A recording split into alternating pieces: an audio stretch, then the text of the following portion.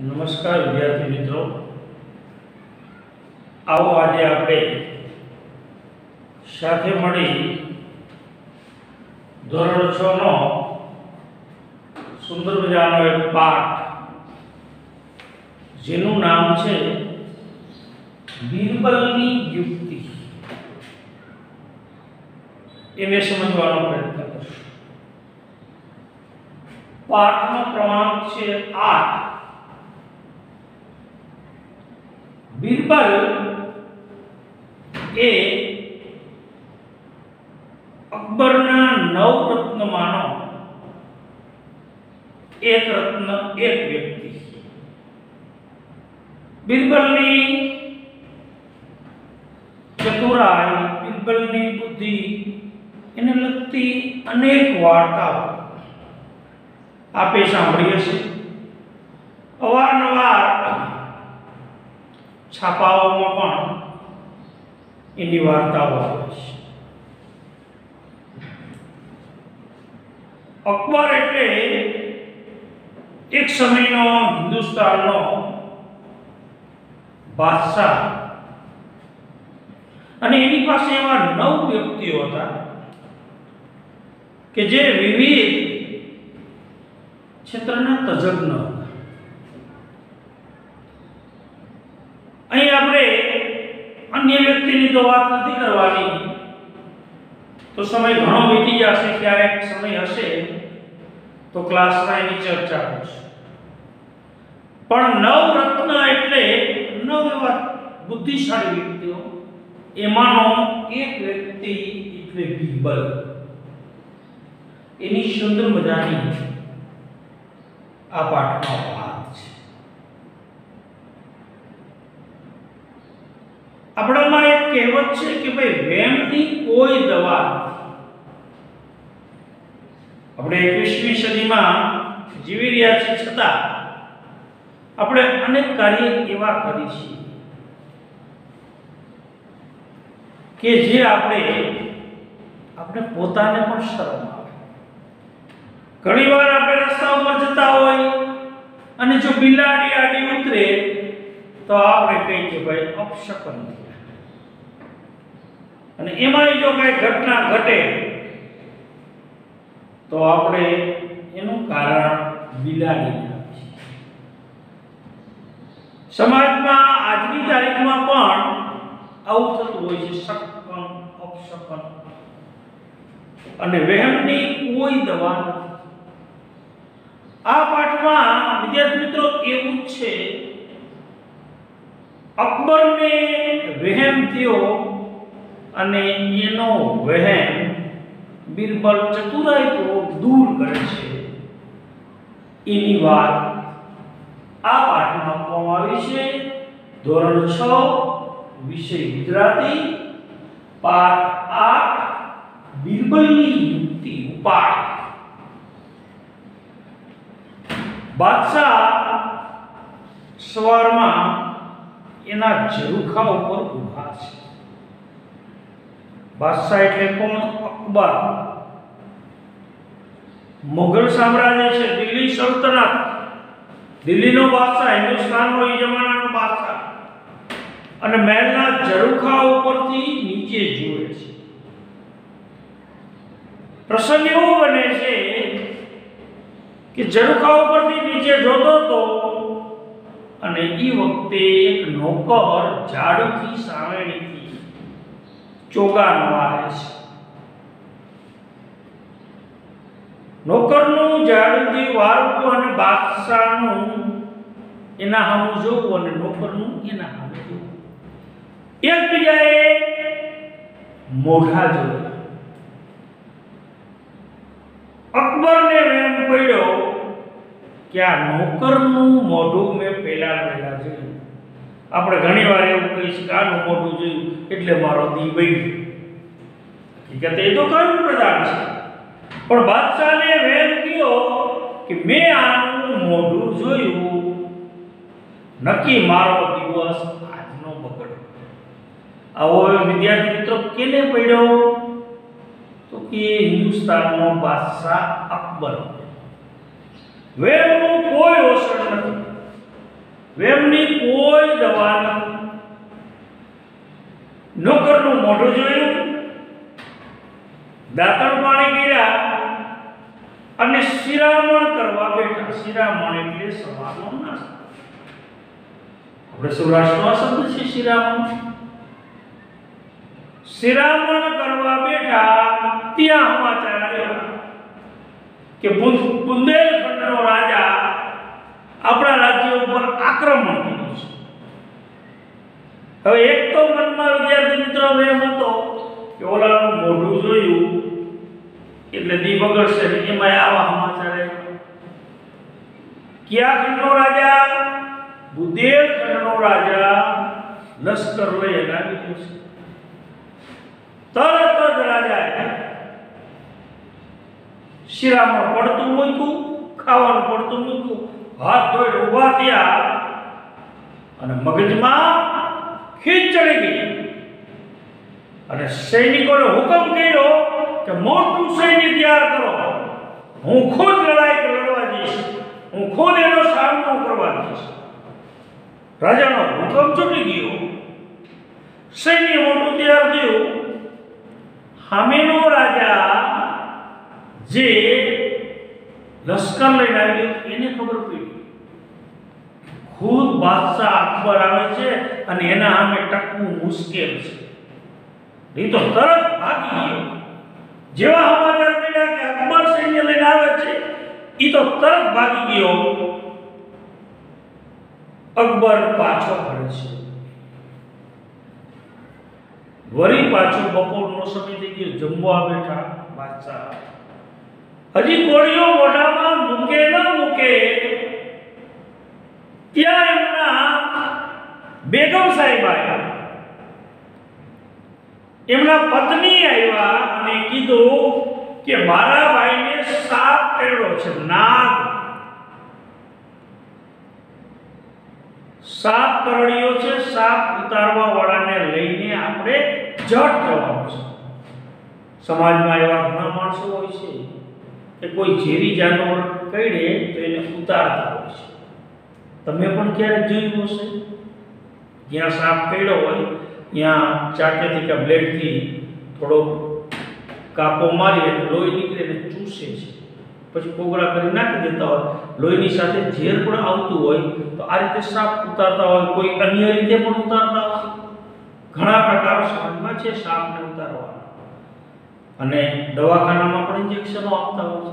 એટલે બેગમે કીધું કે મારા ભાઈને સાપ કરડ્યો છે, આપણે જટ જવાનું છે અને સાપ ઉતારવા વાળાને પણ સાથે લઈ જવાનું. આવા સમાચાર બેગમે આપ્યા એટલે રાજાનું ખાવાનું પડતું.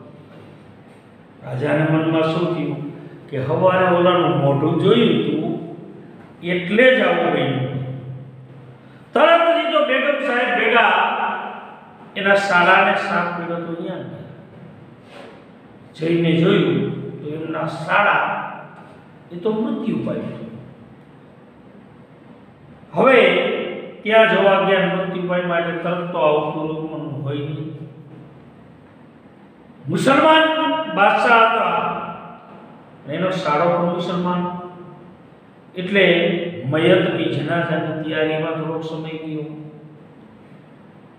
કબ્રસ્તાનમાં એમને દફનાવવા માટે, દાટવા માટે ગયા અને આ બધી ક્રિયાઓ કરી એટલે સાંજ પડી. મોડી સાંજે રાજા ઘરે આવ્યા.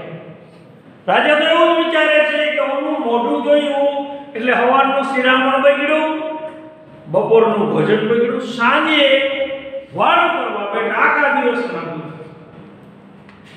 જેવો કોળિયો વાળું એટલે રાત્રિનું ભોજન, જેવો કોળિયો મોઢામાં મૂકવા જાય ત્યાં એના થાળીમાં ગરોળી પડી. ગરોળી તો જોઈ છે ને તમે, બીજ ઉપર આંટા મારતી હોય.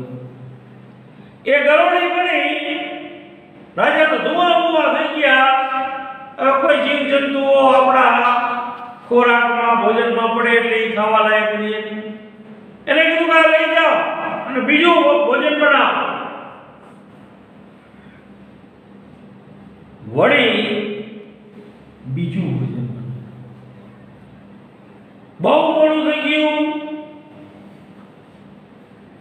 બીજો થાળેલો રાજા ગુસ્સે થયા હતા, માન કર્યું જેમાં, પણ એના મનમાં વેમ હતો કે આ બધું બન્યું છે ઈ ઓલા નોકરનું મોઢું જોયું ને એટલે બન્યું. રાજાનો મગજ ગયો, ગુસ્સો આવ્યો, હુકમ કર્યો કે મેં જેનું મોઢું જોયું તે વાળવા વાળો હતો એને કેદ કરો અને સવારે એને ફાંસીની સજા આપો.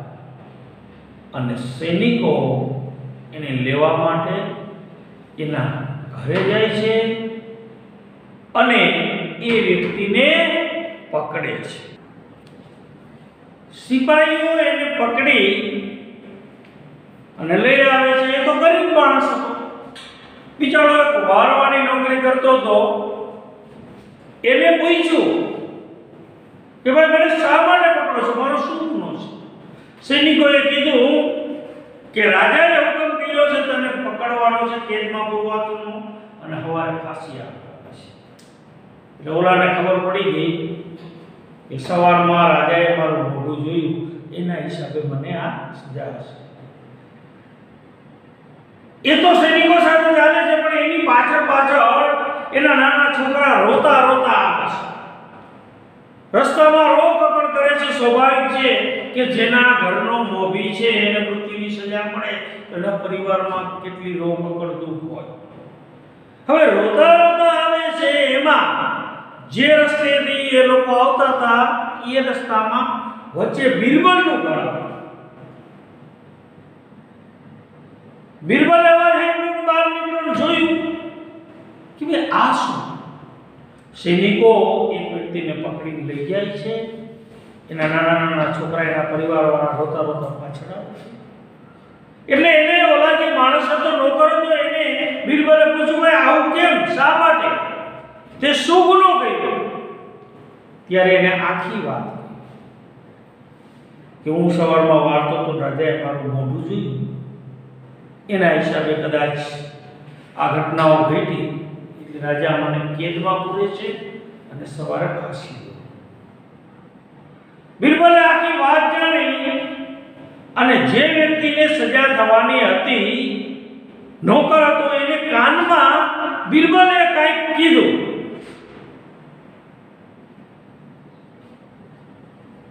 અને ત્યાંથી આગળ નીકળે છે અને ઓલા વ્યક્તિને પછી કોટડીમાં પૂરી દીધો.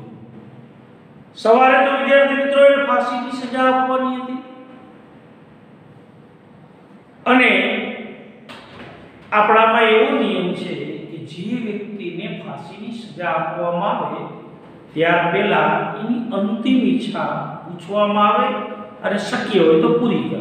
આજની તારીખમાં કોર્ટ કોઈને ફાંસીની સજા આપે તો એની અંતિમ ઈચ્છા હોય એ પૂછવામાં આવે. એટલે આ નોકરને પણ કીધું કે ભાઈ તારી અંતિમ ઈચ્છા કોઈ ખરી? ત્યારે એ નોકરે સરસ મજાનો જવાબ આપ્યો, હા, મારી અંતિમ ઈચ્છા બાદશાહનું મોઢું જોવાની છે, રાજાનું મુખ જોવાનું છે.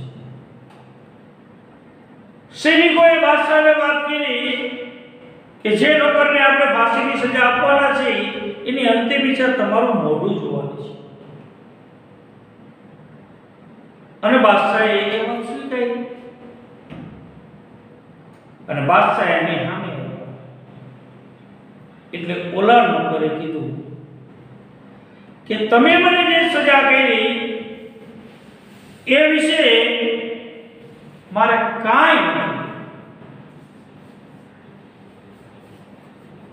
પણ તમે મારું મોઢું જોયું તો તમારો તો માત્ર દિવસ બગડ્યો, પણ મેં તમારું મોઢું જોયું. જો પાઠનું હૃદય અહીંયા છે, આખા પાઠની વાત અહીંયા છે કે તમે મારું મોઢું જોયું તો તમારો તો મારા જ દિવસ બગડ્યો, પણ મેં તમારું મોઢું જોયું તો મને તો મૃત્યુની સજા મળી. હવે આપ જ કહો કે મારા અને તમારામાં અપશુકનિયાળો કોણ વધુ છે? વિદ્યાર્થી મિત્રો, હું તમને પ્રશ્ન કરું છું કે અપશુકનિયાળ રાજા કહેવાય કે આ વાળવા વાળો રાજાએ નોકરનું મોઢું જોયું તો એને દિવસ પકડ્યો, દિવસમાં મુસીબત આવી. જ્યારે આ નોકરે રાજાનું મોઢું જોયું ત્યારે મૃત્યુની સજા મળી. એટલે કીધું કે અપશુકનિયાળ કોણ હતું? રાજાને બધી વાત સમજાઈ ગઈ. એને વિચાર કરી લીધો કે આ યુક્તિ નક્કી બિરબલે બતાવી હોય. શુકન અપશુકન થવા એના પાછળ કોઈ વ્યક્તિ જવાબદાર નથી. એ તો કર્મ પ્રધાન છે. રાજાને પોતાની ભૂલ સમજાઈ ગઈ અને એને એમ થયું કે આ મારો જે રત્ન છે બિરબલ, એને જ આ યુક્તિ બતાવી હોય અને જો કદાચ આ યુક્તિ ન બતાવી હોત તો મારાથી એક બહુ મોટી ભૂલ થઈ જાત, કોઈને વગર વાકે મૃત્યુની સજા દે. શુકન અપશુકન એ માનવાનો જોઈએ, એ તો એક પ્રકારનો ખોટો વહેમ છે. રાજાએ વિચાર કર્યો કે જો બિરબલે યુક્તિ આને ન બતાવી હોય, આ બિરબલે જ કાનમાં કીધું હતું કે રાજાને જ્યારે તારી સામે આવે ત્યારે તું એને કહેજે. શું કહેજે? કે તમે મારું મોઢું જોયું તો તમારો દી બગડ્યો અને મેં તમારું મોઢું જોયું તો મને મૃત્યુની સજા મળી. તો બધું અપશુકનિયાળ કોણ? આ બિરબલે યુક્તિ બતાવી, રાજાને પોતાની ભૂલ સમજાઈ ગઈ અને એ વ્યક્તિને જે ફાંસી દેવાના હતા એ ફાંસી છે એ રદ કરી, એને જવા દીધી. અને એ વ્યક્તિને એટલું જ નહીં વિદ્યાર્થી, પણ એ નોકરને સરપાવ આપી, એટલે કે બક્ષિસ, ભેટ સોગાદ, સારા કપડાં આપી અને બાદશાહ અકબરે એને માનભેર ઘરે પહોંચાડ્યો. વિદ્યાર્થી મિત્રો, આ પાઠમાંથી આપણે એ પ્રેરણા મળે છે કે શકન અપશુકન એવું કાંઈ હોતું નથી. એ તો આપણા નસીબમાં હોય તો આપણો દિવસ સારો જાય અને ક્યારેક નસીબમાં ન હોય તો આપણો દિવસ ખરાબ પણ જાય. એના માટે કોઈને દોષ આપવાનો હોતો નથી. જય